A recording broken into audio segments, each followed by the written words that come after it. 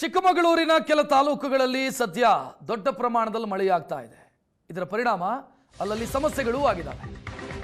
ಚಾರ್ಮಾಡಿ ಘಾಟಿ ಚಿಕ್ಕಮಗಳೂರು ಜಿಲ್ಲೆಯನ್ನು ದಕ್ಷಿಣ ಕನ್ನಡ ಜಿಲ್ಲೆಯ ಜೊತೆಗೆ ಸೇರಿಸುವಂತ ಹೆದ್ದಾರಿ, ಅಲ್ಲಿ ಬೃಹತ್ ಗಾತ್ರದ ಬಂಡೆ ಉರುಳಿ ಬಿದ್ದಿದೆ. ಇದರಿಂದ ಸಂಚಾರಕ್ಕೆ ಸಮಸ್ಯೆಯಾಗಿತ್ತು. ಅರ್ಧ ಗಂಟೆ ಟ್ರಾಫಿಕ್ ಜಾಮ್ ಆಯಿತು. ಕೊನೆಗೆ ರಸ್ತೆಯನ್ನು ಕ್ಲಿಯರ್ ಮಾಡಿಕೊಡಲಾಯಿತು. ಕಾರೊಂದು ಅಪಾಯದಿಂದ ಪಾರಾಗಿದೆ. ಈ ವೇಳೆ ವಾಹನ ಸವಾರರು ಪರದಾಡಿದ್ದಾರೆ. ನೋಡ್ತಾ ಇದ್ದೀರಿ, ಮರ ಬಿದ್ದಿರೋದು ಚಾರ್ಮಾಡಿ ಘಾಟ್ನ ದೃಶ್ಯ ಇದು.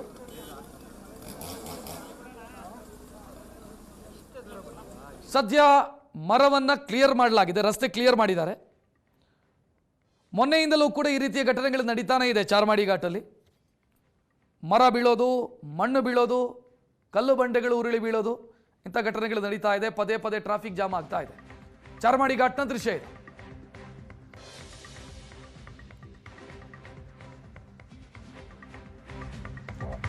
ಮಹಾರಾಷ್ಟ್ರದಲ್ಲಿ ಮಳೆಯಾದಂಥ ಪರಿಣಾಮ ಘಟಪ್ರಭಾ ನದಿಗೆ ದೊಡ್ಡ ಪ್ರಮಾಣದಲ್ಲಿ ನೀರು ಹರಿದು ಬರ್ತಾ ಇದೆ.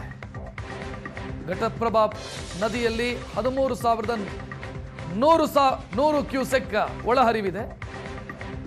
ಬಾಗಲಕೋಟೆಯ ಮುಧೋಳದ ಸಿದ್ದೇಶ್ವರ ಕಿರು ಸೇತುವೆ ಜಲಾವೃತವಾಗಿದೆ. ಘಟಪ್ರಭಾ ನದಿಗೆ ಅಡ್ಡಲಾಗಿ ಕಟ್ಟಿರುವಂಥ ಕಿರು ಸೇತುವೆ ಜಲಾವೃತವಾಗಿರೋದು. ಮಹಾರಾಷ್ಟ್ರ ಭಾಗದಲ್ಲಿ ಮಳೆಯಾದಂಥ ಪರಿಣಾಮ ನಿನ್ನೆ ಮೊನ್ನೆ ಎಲ್ಲ ಚೆನ್ನಾಗಿ ಮಳೆಯಾಗಿತ್ತು.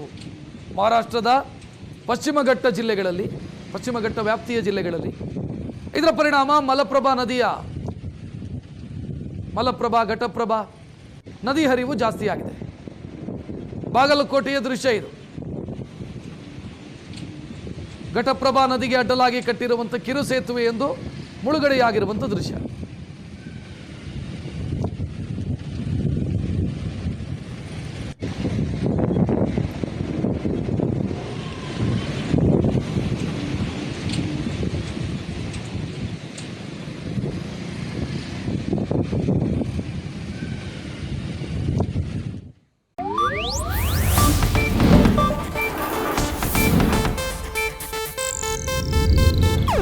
ಇದು ಏಷ್ಯಾನೆಟ್ ನ್ಯೂಸ್ ನೆಟ್ವರ್ಕ್ ಪ್ರಸ್ತುತಿ.